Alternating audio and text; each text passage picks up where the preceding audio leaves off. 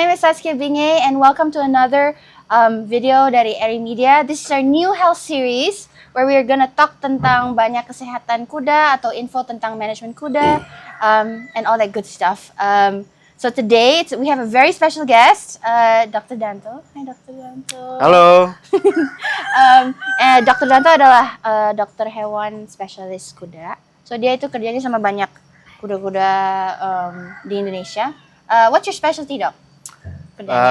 Mainly lameness, sport medicine, dentistry, surgery. Jadi ada, dan artinya Dr. Danto urus kesehatan kuda, cek pincang. Betul, pincangan, gigi, sama surgery. Surgery. Yeah. Oh, surgery kuda ya? Yeah. Oh, like operations. Yes. That kind of thing. Yeah. Okay. And hari ini kita mau video kuda di gastroscopy. Okay, so what's a gastroscope, Dok? Jadi gastroskop itu adalah intinya kita memasukkan kamera ke dalam lambung kuda. Dan itu menjadi gold standard buat mendiagnosis kondisi yang ada di dalam lambung kuda. Seperti itu. Di mana sekitar 60-90% kuda yang didomestikasi, yang dipelihara itu pasti punya kelainan di dalam lambung kuda gitu. Oh, kelainan dalam itu namanya juga gastric ulcer ya kalau nggak salah. Gastric ulcer, equine gastric ulcer syndrome. Oke. Banyak nama. Jadi itu gastric ulcer itu intinya kuda lambungnya sakit atau? Betul, sakit. Jadi dia itu ada luka dalam lambungnya. Penyebabnya bisa macam-macam ya. Biasanya penyebab yang paling besar adalah manajemen. Kalau di Indonesia manajemen ya. Oke. Manajemen. Jadi konsep cara memberi makan, latihan, dan lain-lain seperti itu. Oke, terus kalau misalnya kalau kuda yang punya gastric ulcer itu mereka simptomnya kira-kira apa? Jadi kayak simptomnya non spesifik ya. Biasanya karena saya cenderung kerja sama kuda-kuda performance, jadi mereka ada performance issue, kayak dia nggak mau move forward, nggak mau maju atau nolak rintangan, atau dia dipasang sadel marah ya. Oh iya. Ke belakang. Oh ya, gitu. Yang di amben yang mereka geli-geli di perut itu ya. Betul. Ada juga yang tiba-tiba keluhan owner atau pelatih atau groom belakangan ini makannya lambat, atau kolik berulang, kolik ringan berulang gitu. Penurunan berat badan. Jadi kalau kuda itu yang punya gastric ulcers atau kayak hampir kayak sariawan di sariawan di perut dong. Iya, sariawan biasanya kan orang taunya di pipi, di mulut ya. Itu di perut gitu. Dan itu emang kok bisa sampai luka ya perut kuda? Penyebab utama itu karena asam lambungnya itu nyiprat ke atas. Jadi asam lambung kan namanya cairan kan ngendap di bawah. Sana yang menghasilkan asam lambung juga di bawah karena kuda exercise. Iya. Jadi dia nyiprat ke atas lambung tuh. Iya. Akhirnya dia lukai dinding lambung yang lain. Oke. Iya. Nah, nantinya dengan mesin ini kita bisa lihat di dalam perutnya kalau asam lambungnya bikin luka atau tidak di perut kuda yang menyebab jadi sakit ya. Betul. Oke. Untuk preventatif jadi asam lambungnya nggak naik ada nggak, Dok? Banyak ya. Feed management, ini yang salah satu miskonsepsi di Indonesia. Karena saya praktek di mana-mana, berbagai pulau di Indonesia, berbagai provinsi, jadi mindset orang di kandang biasanya rumput itu bukan makan ya. Kalau kita bilang jangan makan, di pikiran mereka, oh jangan kasih pelet, gitu. Padahal rumput itu juga atau hay itu juga makan ya. Mereka cara memberi makannya kurang tepat biasanya, gitu. Harusnya di mana rumput itu ad libitum dan terukur, itu mereka enggak. Jadi kayak makannya manusia gitu, 3 kali sehari. Jadi pagi, siang, sore. Jadi di antara pagi, siang, sore pemberian pakan itu ada waktu puasa ya. Nah waktu puasa itu kadang-kadang bikin asam lambung kuda itu naik dia. Iya. Jadi intinya rumputnya sama hay-nya bisa menutupi asamnya kalau mereka makan. Iya. Karena kalau kuda makan rumput, kan dia ngunyahnya lama nih. Ngunyahnya lebih lama, lebih susah daripada pelet tuh. Dia akan menstimulasi saliva. Saliva itu air liur ya. Air liur itu akan menjadi buffer ya di lambung. Jadi melindungi lambung juga. Gitu. Nice. Prinsip utamanya gitu.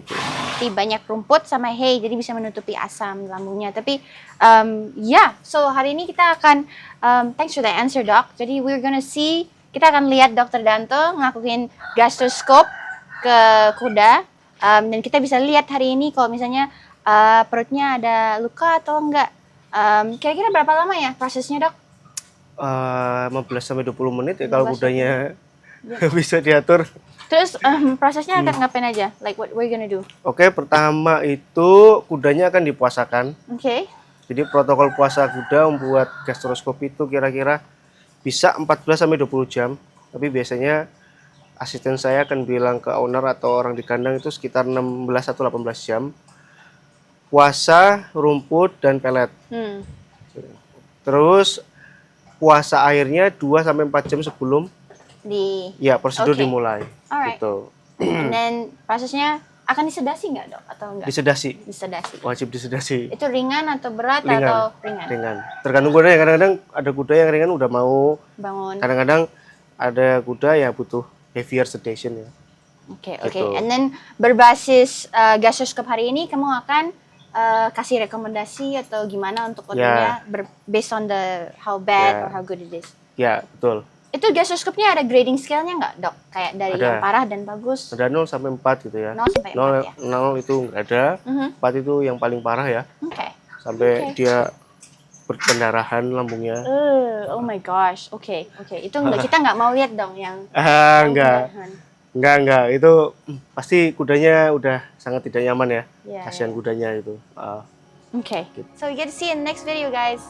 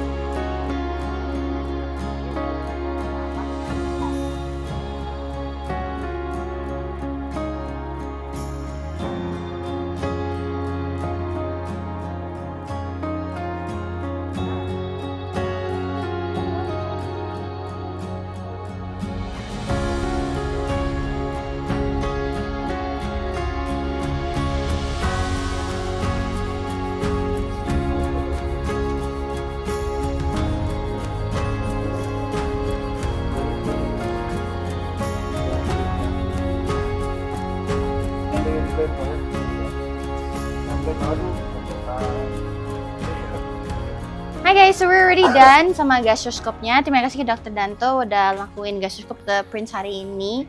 Jadi itu prosesnya sekitar 20 menit, 30 menit.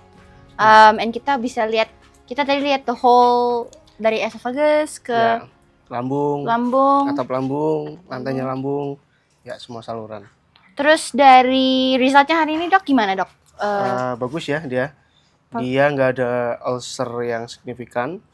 Cuma hiperemia dikit, merah-merah dikit di dekat batas antara gastric acidnya sama dinding lambung bagian atas. Nah, jadi termasuk bagus ya.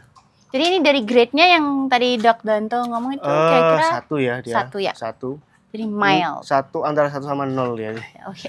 0,5 mungkin ya. Yeay, dan apa artinya manajemen kedepannya gimana, Dok? Bisa pakai obat lagi, omeprazole buat preventif. Jadi nanti preventif bisa 3 minggu, 4 minggu, setelah itu lepas. Terus kalau dia mulai exercise ya. Ya. Mulai exercise, sebelum exercise bisa kasih hay dulu atau rumput dulu. Iya, oke. Dikit biar gastric juice-nya nggak naik. Ya. Ya. Jadi sebelum riding kasih rumput sama hay ya. Betul. Tapi artinya manajemen sementara oke ya artinya ya. Oke. So, untuk mencegah gastric ulcers kita kasih rumput sama hay selama seharian lah. Selama seharian. Jadi antara makan, Ya. sebelum makan, sebelum naik, setelah naik kita kasih Betul. rumput sama hay. Bisa taruh di hay net atau ya taruh adlib di kandang. Tuh, atau di paddock, diumbar banyak ya. Betul. Oke. Oh ya dok, untuk gastroskop lagi, untuk si Prince kapan lagi ya kita harus cek? Kalau Prince bisa 6 bulan, 6 bulan sampai at least setahun sekali ya, setahun karena sekali. dia bagus. Kayak gigi lah ya. Iya, kayak gigi. Bener. Ini bisa dibarengin juga sama pemeriksaan gigi. Jadi biar Sekalian ya. sedasinya sekali aja gitu, nggak berkali-kali sedasinya. Kalau di praktek saya biasanya gigi sekalian gastroskop gitu. Jadi Kita ngeliat bisa perkembangan cek ya. giginya sekaligus Iya, iya. lambungnya. Iya, jadi sedasinya sekali Iya, ya. sedasinya sekali aja, nggak Iya. usah berkali-kali Iya ya. gitu. Itu ada linknya dengan gigi sama perut nggak dok?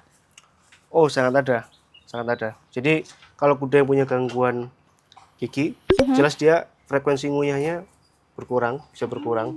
Akhirnya salivanya juga bisa berkurang, bisa mempengaruhi. Penelitian di Dangki ya, Iya. di Dangki Sanctuary, penyakit gigi itu berkolerasi lurus sama penyakit gastrointestinal. 70%. 70%. Jadi kejadian kolik 70%-nya kuda mulutnya pasti ada sesuatu. Gitu. Jadi penting banget ya cek gigi sama lambung di kuda. Karena mereka tuh kan kerjanya makan aja terus. Betul. Ya. Oh ya, terakhir dok, ini mau nanya. Ini kalau untuk gastroskop itu untuk kuda apapun atau who's it for? Atau Kuda apapun. bisa Iya. sebagusnya bisa cek ya? Iya, kuda apapun. Untuk? Untuk ya melihat overall Health. health-nya ya, sama ya kesejahteraan kuda juga. Kenapa? Karena kuda yang bukan kuda performance saja, Iya. kadang-kadang ada mismanagement kan. Iya. Dan itu bisa mempengaruhi lambungnya dia, akhirnya mempengaruhi kesejahteraan dia gitu. Iya benar. Apalagi yang performance. Iya. Ya, Iya, jadi kalau stress exercise, dia makan high stars, pellet segala macam itu Semua nyambung. faktor predisposisi buat gastric ulcers ya. Jadi kalau misalnya orang mau punya kuda pacu atau maupun kuda sport yang jumping, dressage, even kuda yang for fun aja, bagusnya cek gastroskop aja ya. Jadi bisa tahu keadaan kesehatan lambung. Soalnya kesehatan lambung ada direct link bisa koneksinya ke overall performance ya. Behavior semuanya bisa. Soalnya kalau mereka nggak nyaman, behaviornya kurang bagus, kayak mau gigit atau geli atau di perut nggak nyaman ya, artinya mereka gimana performance-nya bagus kalau mereka nggak nyaman. Gitu ya. Dok, ada nggak kuda yang nggak boleh di gastroskop? Nggak boleh di gastroskop. Kuda yang taruh ini ya, susah disedasi. Kuda yang susah disedasi. Ya, kuda yang susah disedasi. Itu bahaya buat kudanya juga. Iya. Bahaya buat kita, bahaya buat alatnya juga gitu. Itu.